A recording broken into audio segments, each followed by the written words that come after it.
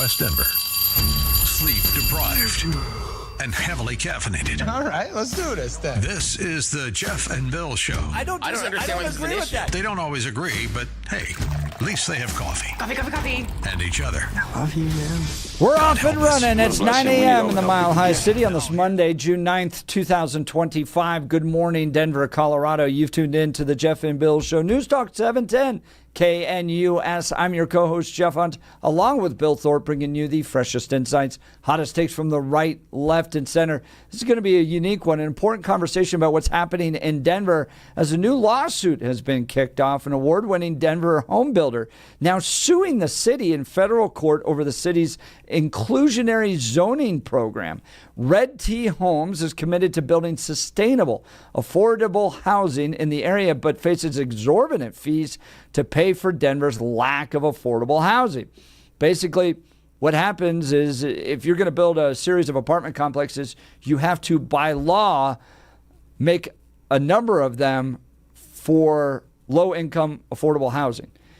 Now, to offset that cost, they just jack up the prices on everybody else in order to be able to make it worthwhile to build these apartment complexes. Well, if you choose not to carve out a certain portion of your apartments for low-income folks, well, then you got to pay a fee or a fine to the city of Denver. And Red T Homes is suing the city of Denver over this. We'll get to an attorney with the Pacific Legal Foundation about this lawsuit coming up next. But now it's time for News and Comment with Blake Olson. Blake Olson. Blake Olson, News and Comment. Happy Monday. Good morning. 61 and sunny in Denver. Expecting a high of 79 today.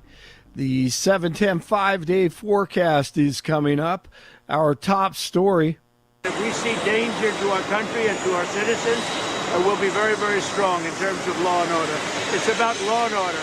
ICE doing their job, and the leftist communist paid protesters doing whatever they can to create as much chaos and hell as possible in L.A., but DJT calling for the troops to be brought in, and people in face masks should be arrested. Love that.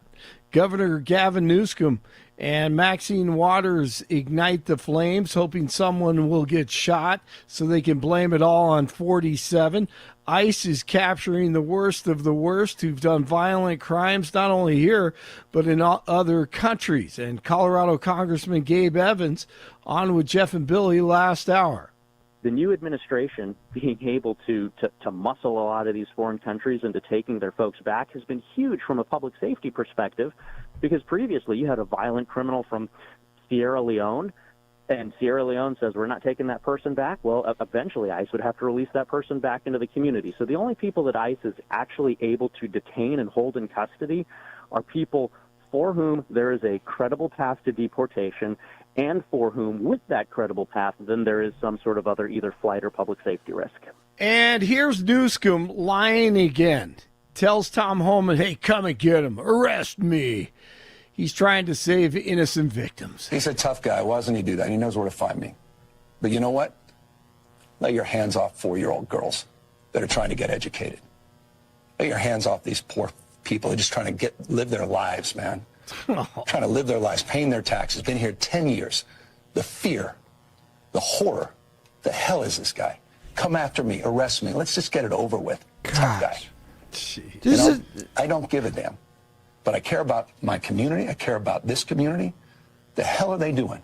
These guys need to grow up. They need to stop. And we need to push back. And I'm sorry to be so clear, but that kind of bloviating is exhausting. So, Tom, arrest me. Let's go.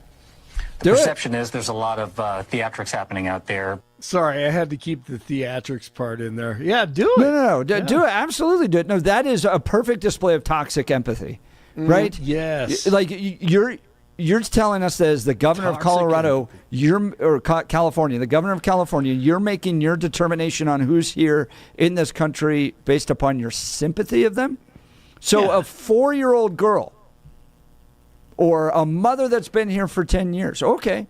Oh, you get to stay If you're a male from another country, you got to go because you're not quite as sympathetic of a candidate. I mean, that is, and then under the guise of what he just described there is what you get in California, because you're never willing to make a hard decision.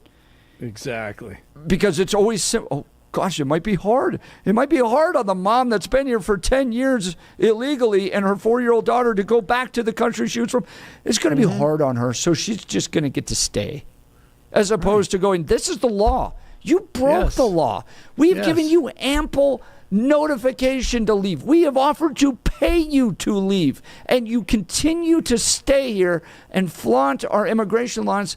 I'm sorry, you got to go. That right there is the perfect example of toxic. What would be horrible is if they separated the mother from her daughter. Right. No, they're saying you're going to go home, and we're going to help you. There you go. It's not the end of the world. No, absolutely not. I mean, we all know it. Everybody gets it. And then he brings this big lie up and creates the drama, the theatrics, as you heard.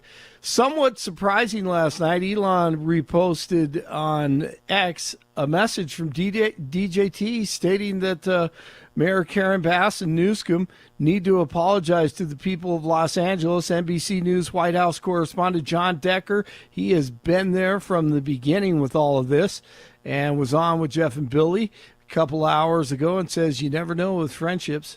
I've seen him patch things up before, and the perfect example of that is the fact that Marco Rubio is the Secretary of State. Think about the terrible things, personal things that Donald Trump and Elon and Marco Rubio said about each other when they were running for the Republican nomination back in 2016. They patched things up, so anything's possible. But right now, there is no relationship between Trump and Musk. It's kaput, and the relationship is not in a good place, but it's possible, certainly. It takes two to tango. If both of them want to repair that relationship, I think they're both capable of that. And if you haven't heard this one, Pope Leo is calling for open borders and an end to hatred. Oh, please, my God. Here we go again, just like Francis, part of the problem. Unlock your doors to the Vatican, Pope. The 30th annual Boulder Jewish Festival celebrated a large turnout from the community Sunday at Pearl Street Mall. The 15 Boulder terrorism victims were honored in a reading of their names at the festival. Back to Colorado Congressman Evans, who was on the show once again last hour. He is on the subcommittee for counterterrorism and intelligence. Thoughts and condolences aren't enough. We have to actually be able to take action. First, we got to loudly condemn this wherever this actually occurs, but then we actually have to go back and we have to look at good policies and the policies that have been put in place to prevent these things from occurring. You have to have federal, state, and local law enforcement able to all work together to share pieces of the puzzle, because if the feds have half the pieces of the puzzle, state and local has the other half, and they can't talk to each other to share this information, then you're going to miss things like what happened. And so, unfortunately, when you have a state like Colorado that is a sanctuary state, you can't share all the pieces of the puzzle, and then things like what happened in Boulder happened because of bad policies. Bingo. NBA, the Thunder and the Pacers are tied at 1 game apiece. The NBA championship heads back to Indianapolis for Game 3 and 4. And it is 59 in Englewood, 58 in Broomfield, 61 in Denver. Jeff and Billy continue. Blake Olson, News Talk 710 KNUS. Good morning, Denver. Your 710 5-day forecast will bring a lot of sunshine to the metro as we kick off a new work week. Temperatures today will be in the upper 70s with lows tonight in the mid-50s. Tuesday through the rest of the week, we'll be getting back to the middle and even upper 80s. We'll have sunshine, mainly dry conditions tomorrow with lows upper 50s. Wednesday, Thursday, and Friday, afternoon and evening showers and thunderstorms return. Weather brought to you by Colorado's Best Roofing, reminding you to protect your home from the harsh Colorado weather. Schedule your free, no-obligation roof inspection at roofingcolorado.com. Meteorologist Dawn Watzel in the 710 KNUS Weather Center.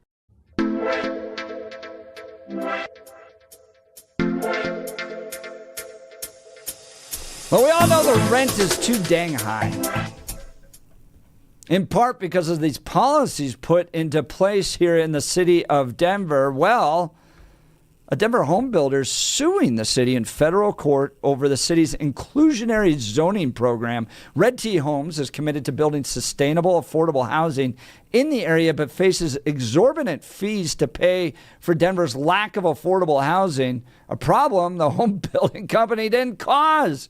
So why do they have to pay for it? Well, to give us some insight on this lawsuit and how it could affect all of us here in the city of Denver is David Deerson, attorney with Pacific Legal Foundation. David, thank you for joining the Jeff and Bill Show. Yes, good morning. Thanks, guys. A pleasure. Well, give us the details on this lawsuit. Well, it's just like you said. Red T Homes is an award-winning home builder in Denver, and they're committed to building sustainable and affordable homes. But the city of Denver tries to do something that, if you think about it, is logically impossible. It tries to make housing more affordable by making it more costly. So it has these inclusionary housing fees that they charge on home builders like Red T Homes, and that they use to try to subsidize affordable housing. But any economist can tell you that the way to bring down prices is to add supply. That's exactly what builders like Red T Homes are doing. Making it more difficult, more costly to add supply is not going to make housing more affordable. It's going to have totally the opposite effect. Yeah, and David, we're getting already text messages on this one.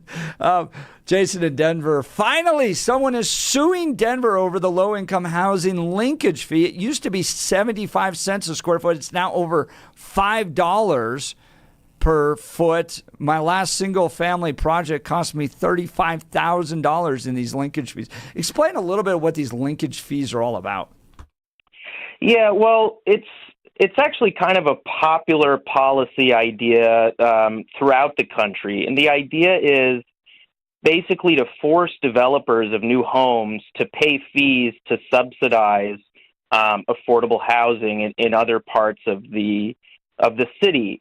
But really, it's politically expedient because the politicians don't want to raise taxes, and nobody wants their taxes to be raised. It's much easier for them to sort of shove these costs onto the developers, who there's really a power imbalance there because they need the permits in order to do anything. So when you're at the permit counter, the government kind of has you over the barrel. It's very easy to abuse that relationship, and I think that's what these fees represent. Basically, we want to make housing more affordable for the city, and because we have you in this vulnerable position where you need a permit from us, we're going to force you to be the ones to pay for it, even though you're not causing the problem and you're helping to solve it in the first place.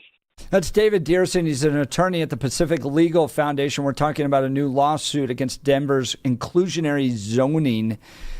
Now, I wanted to ask you, David, because in Colorado, we deal with a real-life example of limited space being completely owned by developers and wealthy people, and that is Colorado ski towns, right?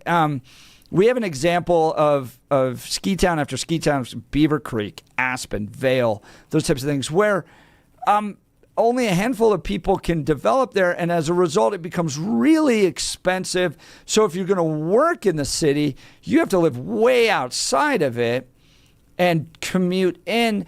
Aren't city leaders trying to prevent that from happening in Denver by forcing developers to build apartments for low-income people? Aren't they trying to prevent something like that from happening? Well, that is part of the argument that's made in defense of these policies, that more new residences will lead to more commercial activity. More commercial activity will lead to more demand for workers, and workers won't be able to afford housing. Problem is, the major cause of housing affordability issues all over the country is how difficult it is to build housing in the first place, with zoning, with fees like these, with all kinds of excessive environmental reporting and controls. And so I think, if Denver wants to make housing more affordable, or any city, the first thing it should do is just make it easier to build, not make it harder to build. Now, that's David Deerson with Pacific Legal Foundation. Now, let's talk about that just for a sec, that making it easier to build. If it was easier to build, would we see a large influx, in your opinion, of the affordable housing? And what I'm asking about is, if I can build an affordable house, or I can build a McMansion, or I can build an even larger, like real-time mansion, my profit margin on those larger dwellings is more significant. What is the investment reason for a developer to go after the less expensive, what we would call affordable homes? What's the reason the developer would chase that market? Well, I think there's a couple of things to consider there. I mean, first of all, in general, free markets are very good at providing various products and services at different price points. You think about vehicles. You can go out and get a luxury vehicle, or you can go out and buy a less expensive vehicle. And it's not the case that, the entire market is specializing in luxury vehicles. I think the second thing to keep in mind is a process that economists call filtering, which is the idea that when you add new housing units, it's going to free up existing housing units that are currently being occupied, and it's going to increase the pool of units over which people are competing. So a lot of people complain about, new luxury apartments and how that's not going to help. That's not going to help people who need affordable housing. But of course, people are going to be vacating their current units for those luxury apartments. And, all units start off as, new and shiny and nice. Eventually, those luxury apartments will become the affordable units down the road. And we have to start thinking long term about this problem. Yeah, it seems to me like, you introduced a lot of new options into the city of Denver with an existing population that may increase but would stay the same. Now you have more opportunity, more competition among the renters. Then the apartment costs are going to go down. It's kind of like when homes either go into a buyer's market or a seller's market.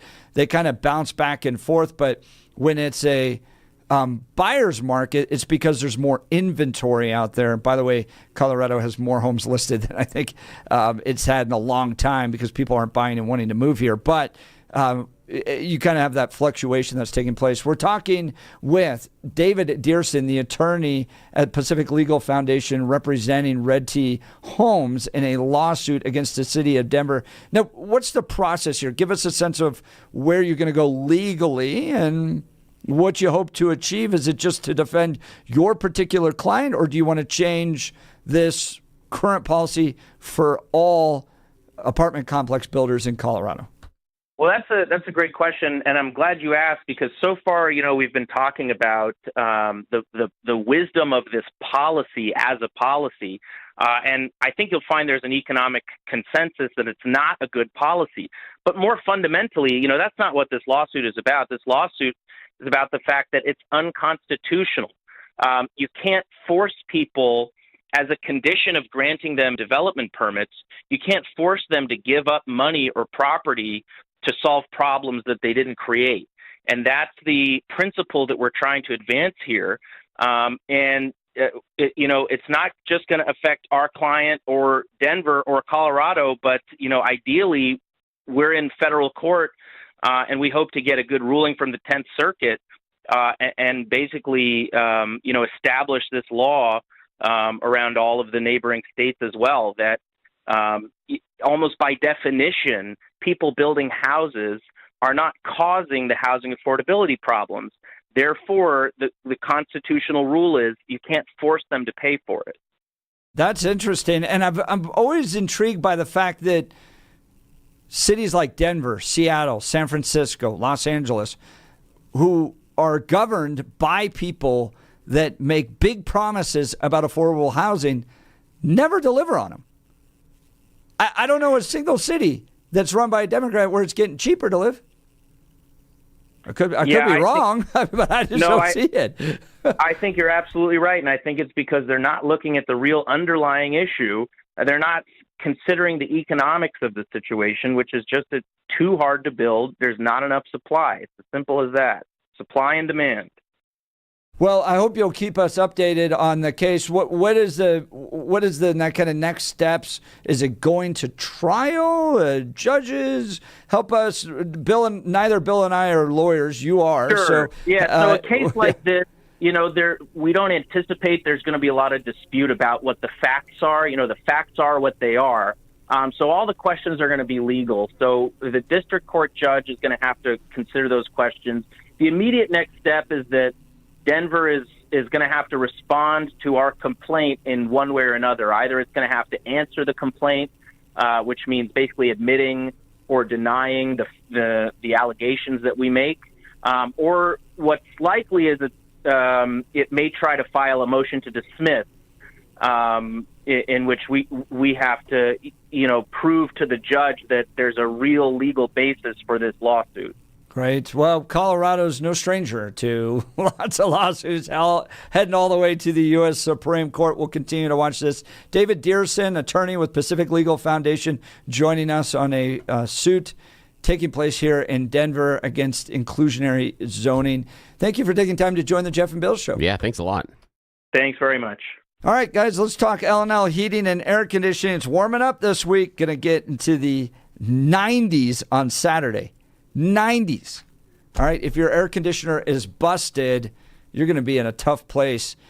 We had that happen to us last summer and highly encourage you to check out our friends over at L&L Heating and Air Conditioning. We spoke with a number of different firms, had them out to the house, talked to them, got the estimates. We felt most comfortable and have been totally pleased with L&L Heating and Air Conditioning. They not only replaced our AC, they also updated our furnace for us. We had the original builder grade, and it just wasn't keeping up anymore. It's having problems. One-day installation, no stress, personal service from start to finish, and they even followed up to make sure everything was perfect. Our home, totally comfortable no matter the weather, and with L&L Heating and Air Conditioning, we got peace of mind. Here's some of the deals they're offering right now. A free programmable thermostat or carbon monoxide detector with new furnace or air conditioner installation. No emergency charges, a $0 trip fee, price match value guarantee on equipment, free estimates, licensed and insured, and a 5-year labor warranty. Everything works great, and our family couldn't be happier. So if you're looking for fast, honest, reliable service, I highly recommend L&L Heating and Air Conditioning. Here's their phone number, 720-851-1691. 720-851-1691. Online at bestdenverhvac.com. bestdenverhvac.com. I'm sure glad we called him. That number again, 720-851-1691. Bill, I remember living in Pasadena, and I was doing some study and work in grad school on homelessness. And I remember this being something that the city of Pasadena was pushing. And I'm just going to go back to my original question, okay? And even David brought this up. This thing has been promoted and implemented in cities across the country. And I don't see housing getting cheaper. So do exclusionary zoning schemes work? It doesn't seem to be. No, it doesn't necessarily work, and in part because of the functions in supply and demand. As Deerson pointed out, when it is the builder that is paying the extra fees, the builder isn't going to eat those fees. The builder is going to pass them on to the cost of the home or the build, whether that be for a single unit or for the entire development. Just like the idea that we talked about with tariffs, that the importer is not eating that fee. They may do it in the short term so there isn't any disruption in price, but you go on for 60, 90 days, there's no way that importer is going to eat that added cost. Just like with these exclusionary fees, there's no way that there's no expectation the developer is going to eat those costs. And so you're going to continue to see those prices rise. But that's part of the issue. However, the weird part is, and I understand housing does go up and up and up. Housing prices, rent prices have increased my entire life. They continue to. Right. Yeah. But I hate to bring up this pain point. The thing that has not increased my entire life routinely, wages. And if that's the separation, right? The separation of what you can earn on a 40-hour job right now versus what you could 20 years ago, and where the price of housing is. We all anticipated that the price of housing was going to go up. That's why some people in the audience bought the house they're living in, or the house they did at that time, because of interest rates and because they know that the time value of money, and one of the most solid investments you can make more times than not is in property. So buying that house more times for than not is an individual, especially middle class family, that's their retirement. That's their nest egg. That's what's growing. That's going to be their most valuable asset. But while we've seen real estate prices increase, in my opinion, we have not seen a commensurate rise in wages. And so we aren't seeing that. So there's a gap between the two as far as where affordability stands now. Land has done what we expected land to do. Wages still lagging behind, and that's the problem. That's why there's so many people that listen to this radio show that feel like they're playing from behind. That the score is still run up on them, and they can't make it back in. I was watching an old debate with Bill Clinton, Ross Perot, and George H.W. Bush. It's the giant sucking sound, right? Oh yes, I remember that one. I remember. But I remember Ross Perot in that line talking about the single greatest cost to any employer is healthcare. So in many ways, yes. Are they unable to increase wages because of rising healthcare costs? In part, yes. In part, no. Because, and this is the weird part about it, is that, remember, when you're coming into the organization, you're getting a job, and you know this running your own ad agency, Jeff, that the value of the employee, and what I mean by value is not the intrinsic value, I'm just talking about the cost value when you put it on the balance sheet. So the cost value of the employee is salary and benefits. Right. It's everything. Right. So we, though, as employees, don't often roll in our health care in as the package, because we don't know what the number is. The employer doesn't come in and say, this is how much money I am putting forward to make sure that you have your health care. They don't do that. So we have no idea. And anybody, and this is a shout out to people that I know personally that had this happen to them just in the last 2 months, who found themselves as a 40-hour-a-week employee with benefits, to all of a sudden be told by the company, here in a month, y'all are contractors. Guess what? Their wages stayed static, but they lost their health care. So the business made a ton of money and is much more profitable, and their balance sheet looks better. The employee, and they didn't do anything different. The employee, in the matter of 30 days, has lost that compensation of healthcare. So that is part of it. That is part of it. Yeah. Text messages coming in on this one. 6633. Home builders care about affordable housing? ? That's hilarious. Home builders care about maximizing profits and creating quick and easy turnkey homes. They don't care about affordable housing at all. Yeah. No, I would agree with the texter, but based on this particular builder, wants to be, it's the Nissan Sentra or the Chevy, the Hyundai Corolla, the Toyota Corolla. They want to be the Toyota Corolla of the housing. They're not trying to build the McMansion. They're not trying to lay granite. They're not going to do marble accents inside the buildings, inside the homes, but they will try to build something that is on the lower end of the market. They're not going to be the cheapest house out there, but that particular builder is looking for something that's on the lower end of stuff, not trying to make cheap homes, and they'll make it up based on volume. And that's where they're going to have their profitability. But the texture is absolutely right that the builder is going to, in my example, pass the cost on to you. If the state gives them an extra fee for, air quotes, affordable housing, they're going to pass that cost on to you. So the price they could have sold that house at is going to be artificially inflated because of the extra fees and taxes they've been assessed. Jason in Denver, who is a home builder, I'm sending this lawyer a gift card to Shanahan Steakhouse if he wins this. Oh, yeah. Because of the cost he has to pay. Because he points out it used to be, this linkage fee used to be 75 cents a square foot. It's now $5 a square foot. So that's ridiculous. Just think about the inflation rate. And again, I'm assuming that Jason's operating off of a couple of decades. But think about that rise in price. Think about something in your life that was 75 cents 20 years ago that's now $5. Very few products have seen that amount of inflation. There's a lot. I mean, we used to drop 75 cents into that soda machine. Now it's $1.50, $1.25. Okay, we can see 100% increase, but going from 75 cents to $5, there's very few things in your life. State Yeah, that have gone up like that. Let's talk protecting your business out there. We all know it's hard to live here financially, and if you're running a business, alarm detection is critical.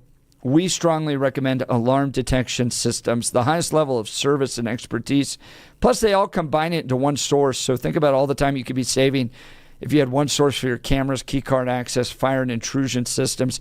ADS offers expert alarm installation and testing by highly trained technicians, 24/7 professional monitoring, same day or next day service upon request, because downtime isn't an option. Dedicated teams for cameras, access control, and fire alarms, and over 300 security professionals working for you.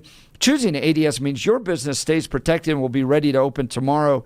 They combine human monitoring with the latest AI camera technology to prevent crime in real time. Trusted by small and large businesses, including many Colorado schools, their security experts will review your system for free. All you have to do, visit adsalarm.com to schedule your appointment today. adsalarm.com. Alarm detection systems, the first choice of Front Range and Colorado businesses. adsalarm.com. Jason, responding to your comments, it wasn't 20 years ago. This was 3 years ago. No. Holy crap.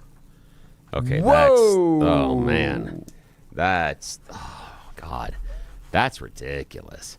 In 3 years, going from 75 cents to $5. Square foot. That's ridiculous. And that's, again, the inflation rate on that cost is mind-numbingly stupid. And the problem that I have with that is that's been something that has been implemented and assessed by our lawmakers.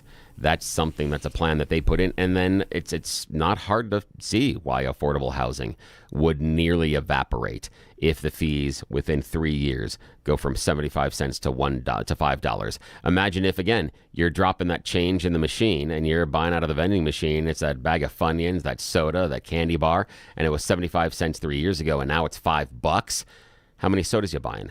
How many candy bars you buying? You're probably bringing your own food from home at that point, and that's where we are on the housing market. Yeah. Living in a tent. Dude, that's crazy. All right, you're listening to the Jeff and Bill Show. This is Denver's Talk Leader, News Talk 710, KNUS.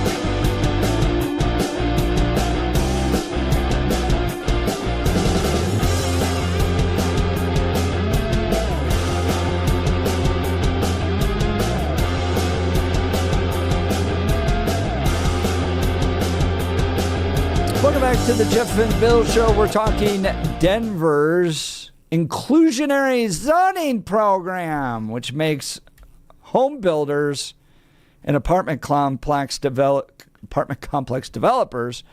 pay a fee if they don't build enough units for low-income people. And that fee can be a lot.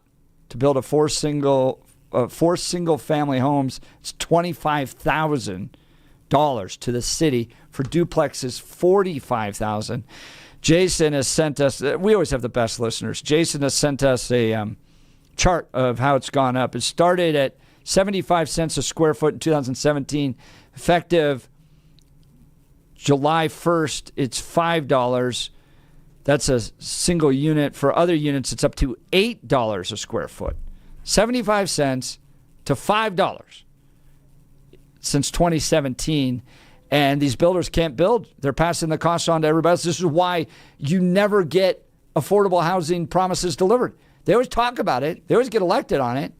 But it's just getting more and more expensive in these cities because of these types of regulations. Let's go to the phone lines. Aaron, Denver. Good morning, Aaron. You're on with Jeff and Bill. Morning. Yeah. Good morning, gents. What do you think about these defective construction bills, laws in the state of Denver, Colorado? You hear about you can't build a condominium, you can't build a townhome because of these defective construction laws. What do you think, Jeff? I've heard, and I've only heard the developer side of this. I haven't heard other people, and I want to be sympathetic that if you bought into a really crappy development, all of a sudden you got all these problems, you want some form of restitution. But I've heard from developers, they've been sued over nail patterns, that the nails in the drywall holding them up were of a certain pattern that could possibly be a problem. Ergo, everybody involved in the development now gets to sue the developer over the nail patterns of the drywall, and that just seems crazy. So, yeah, it seems over excessive, but I still think there needs to be some form of remedy out there for people that buy into. It's kind of like if you get a car and all of a sudden the engine craps out on you, there's got to be some form of warranty there. Yeah, it's kind of like, it's like the lemon law. You right. Need some kind of protection from the builder. But what gets me though, if I'm a builder and I come into the state of Colorado, I just want to build condominiums and townhomes. I just want to build the townhome in the condominium without all this government oversight over my head before I even put a nail into the wall or put a foundation into the condominium or the townhome. I mean, they've been the legislature have been dealing with this for years. Well, and that's in part because the trial attorneys can get so much money out of these lawsuits. Yeah. But Aaron, to your point, Ezra Klein brings us up in a book. Who's no conservative. He's a liberal progressive with the New York Times, but he's pointing out Democrats can't build anything anymore. Whether it's this, whether it's high-speed rail, whether it's bridges, whether it's fixing roads, they have so many regulations. And you see this down at the state capitol. They get elected and they feel called by God in some capacity to write more laws. And so at this point, the cities, Seattle, Denver, San Francisco, Los Angeles, Portland, are so over-regulated, they can't build anything, let alone apartment complexes. I don't know about that. How about 16th Street Mall? Let's see what I don't know about that. How about DIA? Let's what Bill thinks. I don't know about that I-70? The idea being, though, that it's not as if we're not having any new construction here. We're having construction of homes. It's where they sit and what the price point is. So it's not like the Democrats are creating an environment where there are zero homes being constructed.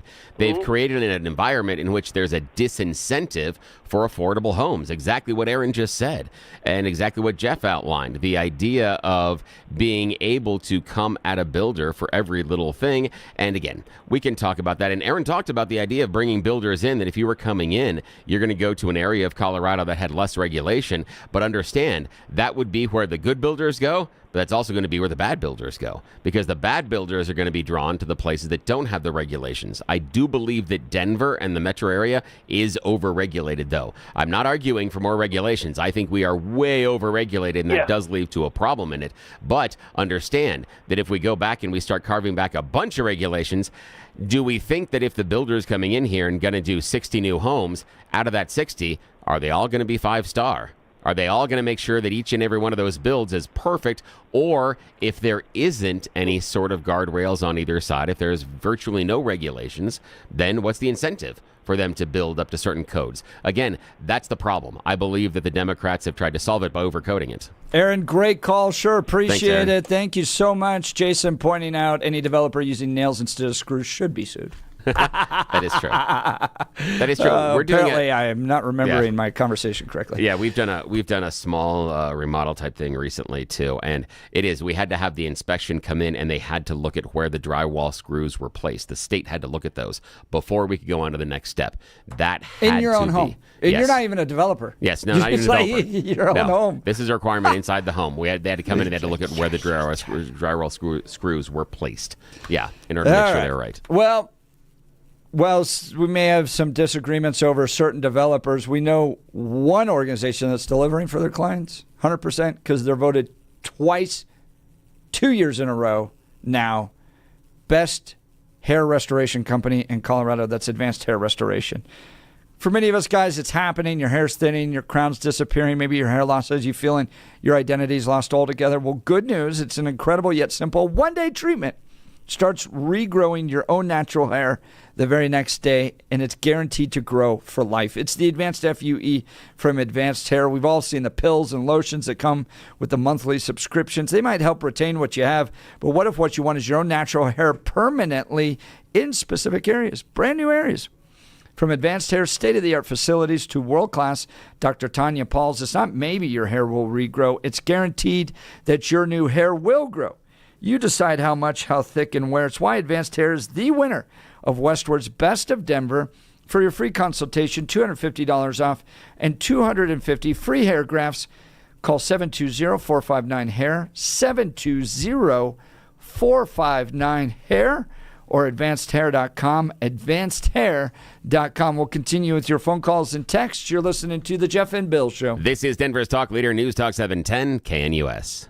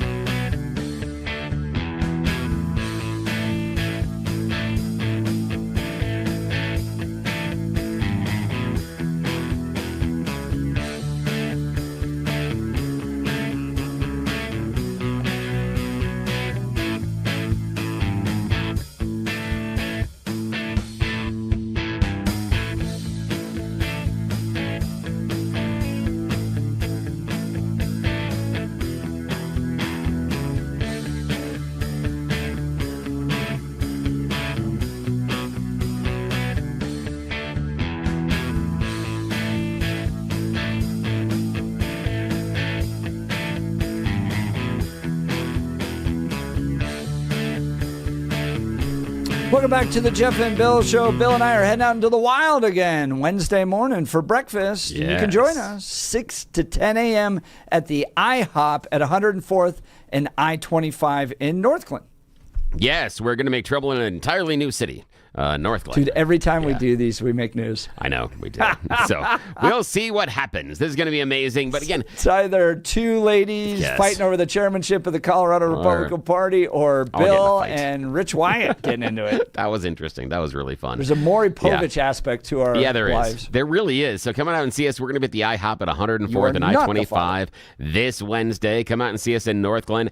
There's going to be a fantastic breakfast special. I know you don't want to see necessarily our shining faces unless you're our moms, and they came out one time and saw us at IHOP. Totally ignored us. Totally ignored us. Totally. So, but for $7.10, Mike Boyle has helped hook us up with this great deal for you at IHOP. You're talking about the normal big breakfast.